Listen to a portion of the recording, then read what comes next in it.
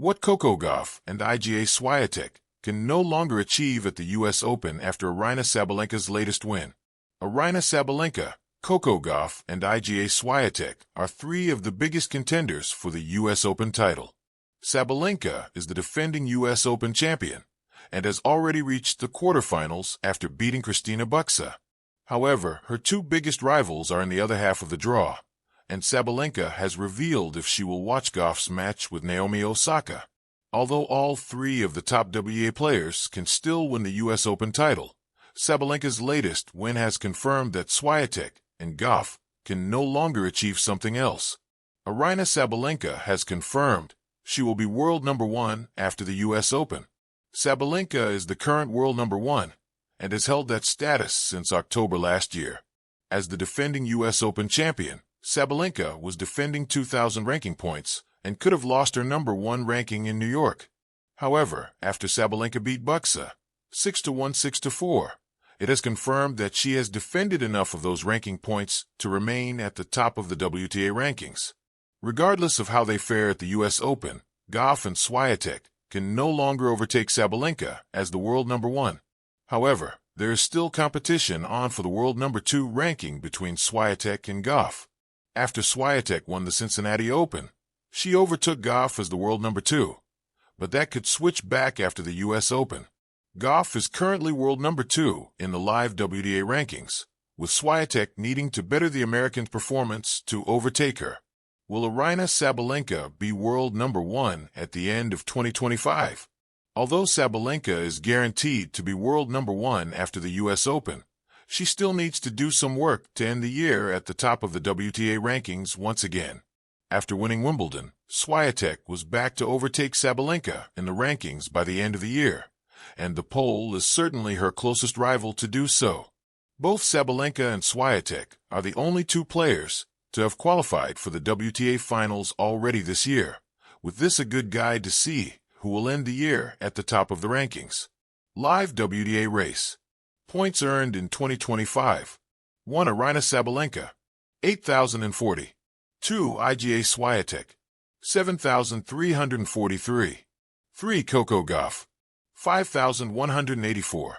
Swiatek fell to world number 8 earlier this year, but she is now really closing the gap on Sabalenka, as she is less than 700 points in the live WTA race. It will take some feat for Gauff to become world number one for the first time, as she is nearly 3,000 points behind Sabalenka in the race.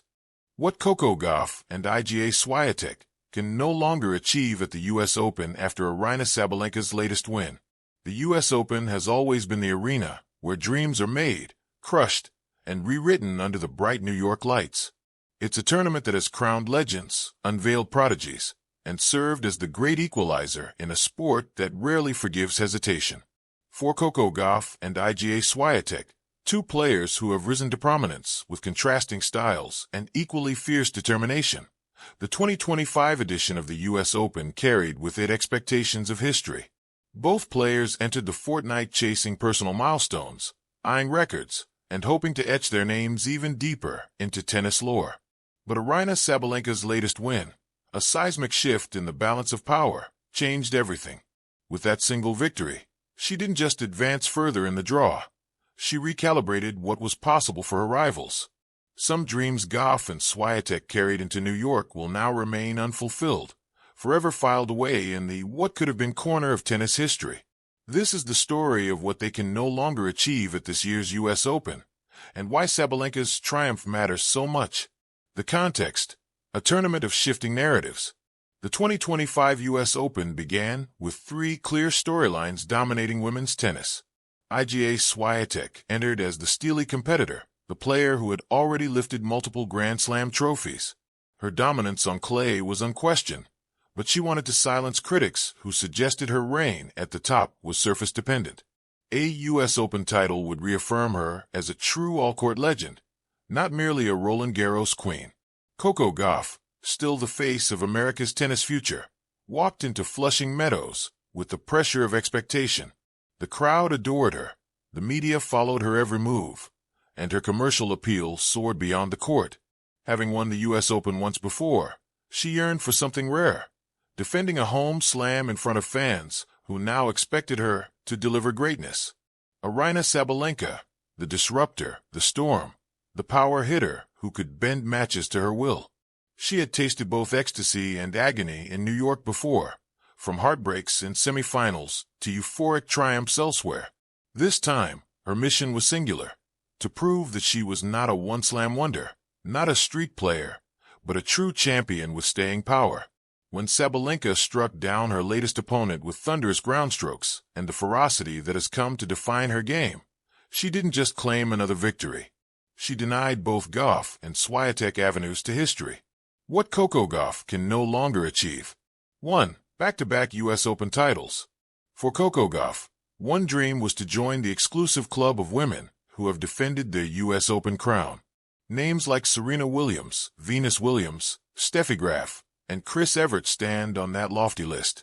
To do it at her age would have been another feather in her cap, a statement to the tennis world that her 2023 breakthrough was not a fleeting triumph, but the beginning of an era. Sabalenka's win closed that door. By removing the possibility of Gauff holding the trophy again this year, she ensured that Coco's bid to join the ranks of back-to-back champions must wait, if it comes at all. For a player so tied to the narrative of the next Serena, this loss bites deeper than most. 2. Becoming the youngest to defend a home slam in the Open era. Had Gauff gone all the way, she would have made history as the youngest American, male or female, to successfully defend the U.S. Open. The symbolism of a teenager defending her fortress in New York would have been monumental. It would have cemented her as not just a rising star, but as the reigning queen of hard courts. That fairy tale is gone. Sabalenka has forced Gauff to look ahead to 2026, when the records will no longer carry the same youthful significance. 3. Reclaiming the world #1 ranking at home. The math was clear. A deep run from Gauff, coupled with Sabalenka stumbling, could have elevated her to the top spot in the WTA rankings. Imagine the spectacle: an American teenager becoming the world's best player while holding her nation's slam. That dream evaporated the moment Sabalenka won. Instead, Coco remains in the shadow of Sabalenka's momentum, waiting for another window to pry open. 4. Shaping the rivalry narrative. Every great era in tennis is defined by rivalries: Navratilova versus Evert, Serena versus Sharapova, Federer versus Nadal. Gauff had the opportunity to tilt the balance of her budding rivalry with Sabalenka by using the U.S. Open stage as her platform. A win here would have shifted perception. Gauff, the tactical prodigy, consistently outsmarting Sabalenka, the raw powerhouse. Sabalenka's victory flips that narrative. Now the question lingers: can Coco consistently withstand Aryna's firepower when it matters most? What Iga Swiatek can no longer achieve. 1. The career slam dream for now. The U.S. Open remains the missing piece in Swiatek's trophy cabinet. She has conquered Paris, she has tasted glory at Wimbledon, and she has stood tall in Melbourne. But New York, with its fast courts, raucous crowds, and unpredictable energy, has always eluded her. Had she triumphed this year, she would have joined the pantheon of players who completed the career slam before their mid-20s. That chance has now slipped away. Swiatek will have to wait another year, knowing that with every passing attempt, the pressure of expectation will mount heavier. 2. Reasserting herself as the dominant #1. While Swiatek has spent significant time atop the rankings, the gap between her and her rivals has narrowed. A U.S. Open victory could have restored her aura of invincibility, reminding the world that she is the undisputed force of the era. Instead, Sabalenka's success chips away at that narrative, making Swiatek's dominance look fragile. 3. A statement hardcourt title. Critics often whisper that Swiatek's dominance is skewed toward clay, where her consistency and patience thrive. The U.S. Open was her chance to silence those doubts. Winning on the fast DecoTurf courts of New York would have been a definitive rebuttal, proving that her adaptability matches her dominance. Sabalenka's win keeps that criticism alive, at least for now. 4. The chance to outpace the legends. Every slam matters when chasing history.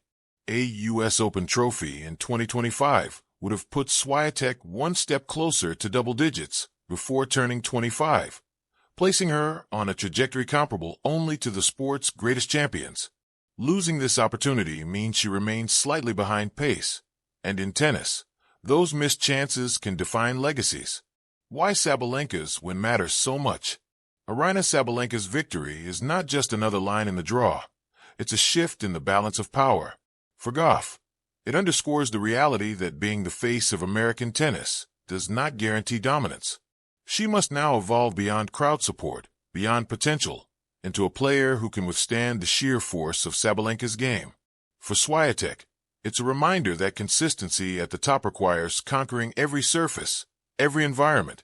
Until she breaks through in New York, her reign will always feel unfinished. Sabalenka's win sends a signal. She is not a supporting character in the stories of Gauff and